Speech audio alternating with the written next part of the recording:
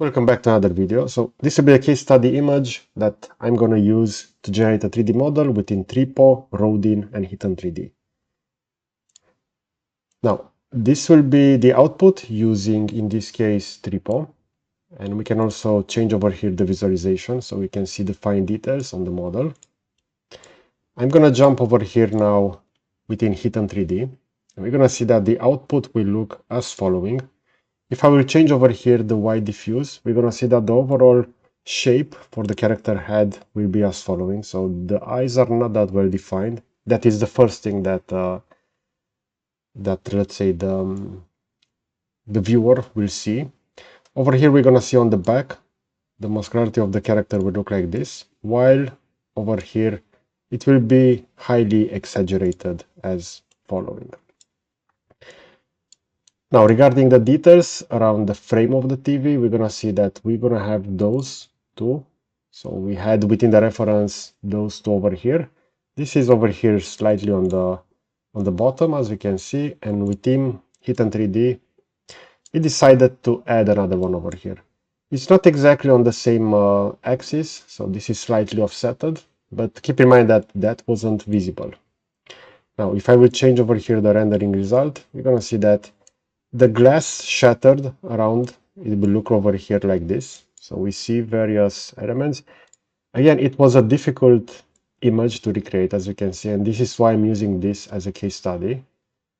On the back, it will look like this. And the model over here from Tripo will look as following. Now, if I will also put over here the texture, the overall glass texture, in my opinion, looks a little bit better over here within Tripo. So we see, even though it's not perfect, it looks a lot better than the one over here. Now, I also have the same model over here processed using Rodin, and this will be the output. And as we can see over here, the shaded will look like this. If I'm going to go over here, this will be the base geometry. And keep in mind that Rodin is the generative AI that will output meshes that are generated only from 1 million faces currently. 3-point Hidden 3D go up to 2 million. And this mesh is only generated using 1 million. And we can already see the difference over here on the back of the character. This will lack details. So both Hidden 3D and Tripo managed to output details on the back, but over here it will look like this. Regarding the overall shape of the frame over here, we're going to see that they are roughly on the same axis, and they are according to that reference. Now, to make the comparison a little bit easier, I also loaded those over here within Blender. So I'm just going to enable over here, in this case, the statistics. And this will be Hidden 3D. So I'm going to unhide this. So let me just go over here. And as you can see, the mesh within Hidden 3D will also have an axis as a GLB file export, and this will be the mesh. Again, we have the details over here on the back of the character, but they are not that well defined. Over here, this will have a lot of noise. So overall on the character, we see that the face is not exactly as within the reference. And this will be Rodin. I'm just going to enable a texture. And we can also see over here the overall proportions, how the generative AI tool managed to recreate this. This currently has over here the following base colors. So as you can see, this is black, but over here within render, we can see as following. So if I will change that, in this case, we're going to see that it will also affect the texture.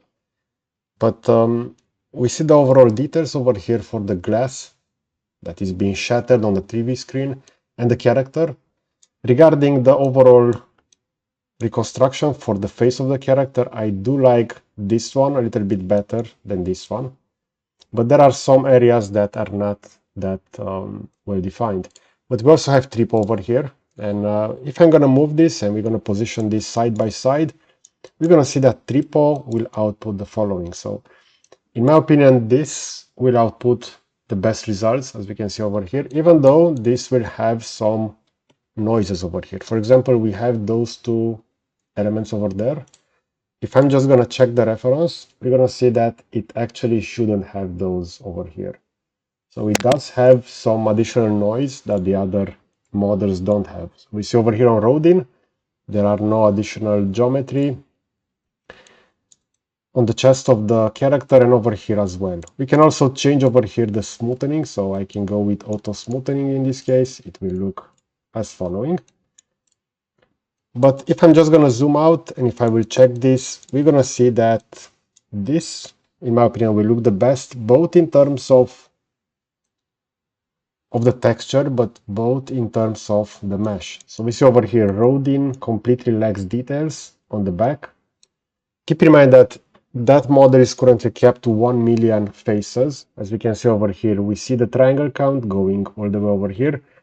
Hitam 3D is capped at 2 million, and in this case, the output model will have 1.7 million. And this will be triple, and as you can see, this will be 1.9. And again, the overall details over here on the back, this will have the most details, even though we see this weird shape over here for the character hair that the other tools didn't manage to, let's say, add. So it's slightly over here in the back, so it's not directly in the front, but again, that has been added separately. Now, regarding the overall shape of the TV, we see that triple output of the following frame over here. If you're going to check over here the reference has that TV frame like this, but we do have these shutter elements. So it should actually recreate that as a whole over here. And this is why I'm using this reference, because 1 year ago, when I tried to output the same model, most generative AI tools struggled to understand the depth, so the extension of the glove and the arm going from the TV screen outwards. But now we see that this is a lot better, and all the 3 analyzed generative AI managed to output this correctly. But we see over here that when this was masked, it actually took into account those debris over here, and the reconstructed model will have those cutouts, and that will be present within all of those outputs. As you can see, maybe over here within Rodin, this will be slightest, but that is also due to the fact that it will use the smaller poly count. But over here, regarding those elements, I do like this. It's a lot better defined than the other. As we can see, the reference, this had the following lines, and this was slightly embossed. And we do have the same over here. So this is slightly embossed.